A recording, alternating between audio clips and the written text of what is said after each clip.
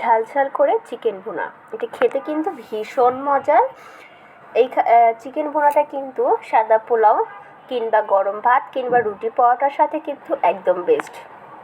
যে চিকেন ভুনাটা একবার এইভাবে রান্না করে খাবে সে কিন্তু এর স্বাদ কখনোই ভুলবে না। এর স্বাদটা এতটাই বেশি আসে যে বলার বাইরে। তো চলো এই চিকেন ভুনার রেসিপিটি তোমাদের সাথে শেয়ার করে নেওয়া যাক। তো হ্যালো এভরিওয়ান, আসসালামু আলাইকুম। সবাই কেমন আছেন? আশা করি সবাই ভালো আছেন। চলুন ভিডিওটি শুরু করা যাক।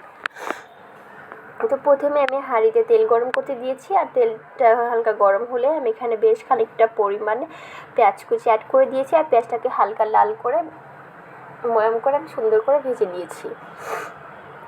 আর এখানে কিন্তু আদা রসুনটা আমি আগে দিয়ে দিয়েছি অফ ক্যামেরা, সেটা কিন্তু ক্যামেরায় দেখানো হয়নি। তো আদা রসুনটা দিয়ে সুন্দরভাবে ভেজে তারপর আমি এখানে অল্প একটু পানি দিয়ে দিয়েছি, যেটা আমাদের মশলা কষাতে কাজে আসবে। আর রেগুলারলি যে বেসিক মশলাগুলি আমরা ব্যবহার করে থাকি এখানে কিন্তু সেই মশলাগুলি কিন্তু ব্যবহার করেছি। তো এখানে ছিল হলুদ গুঁড়ো, মরিচ গুঁড়ো, ধনিয়ার গুঁড়ো, গরম মশলা গুঁড়ো, পরিমাণ মতো লবণ, জিরে গুঁড়ো, এই সব কিছু দিয়ে ভালো করে মশলাটাকে কষিয়ে নিয়েছি। যখনই মশলাটা একদম কষানো হয়ে যাবে তখন আমি এখানে অ্যাড করে দিলাম বাদাম বাটা। বাদামটা কিন্তু আমি শুকনো ব্লেন্ড করে নিয়েছি, তাই এমন শুকনো দেখাচ্ছে।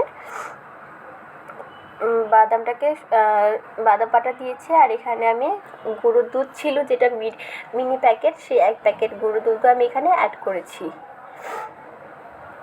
তো দিয়ে সুন্দর করে আবার মশলাটাকে কষিয়ে নিতে হবে। মশলাটা কষানো হয়ে গেলে এখানে আমি চিকেনগুলো অ্যাড করে দিব। চিকেনটাকে সুন্দরভাবে একটু কষিয়ে পানি দিয়ে দিব, আর পানি দেওয়ার পর একটু নাড়াচাড়া দিয়ে ঢাকনা দিয়ে ঢেকে দেবো বলক আসা পর্যন্ত। ফাইনালি কিছুক্ষণ পরে কিন্তু বলকটা চলে এসেছে।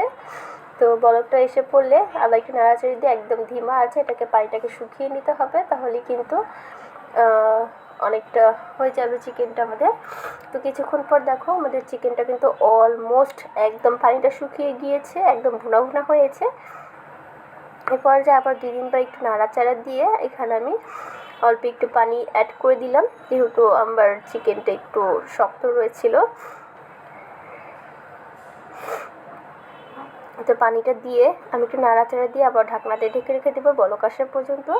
কিছুক্ষণের মধ্যেই দেখো বলকটা চলে এসেছে। তারপরে আবার একটু নাড়াচাড়া দিয়ে দিব, দিয়ে একদম ধিমা আছে মানে মিডিয়াম আছে এটাকে আমি আরও 5 থেকে 6 মিনিট এভাবে রান্না করে নিব।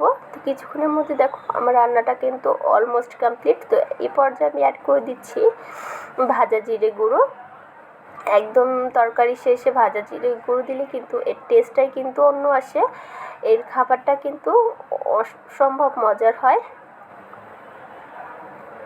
তো যাই হোক, জিরে গুঁড়োটা দিয়ে আবার সুন্দর একটু নাড়াচাড়া দিয়ে আরও 2 থেকে 3 মিনিট রান্না করলে নিলেই কিন্তু আজকে রান্নাটা আমাদের কমপ্লিট।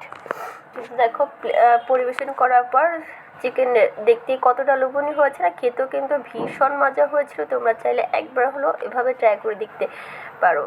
যে চিকেনটা একবারে ভুনাটা খেয়েছে সে কিন্তু বারবার খেতে চাবে, আর এক নিমেষে কিন্তু এই চিকেনটা একদম শেষ হয়ে যাবে। আর ভিডিওটি ভালো লাগে like, share, comment and subscribe করে পাশে থাকবে। তো আজ এই পর্যন্তই, আল্লাহ হাফেজ।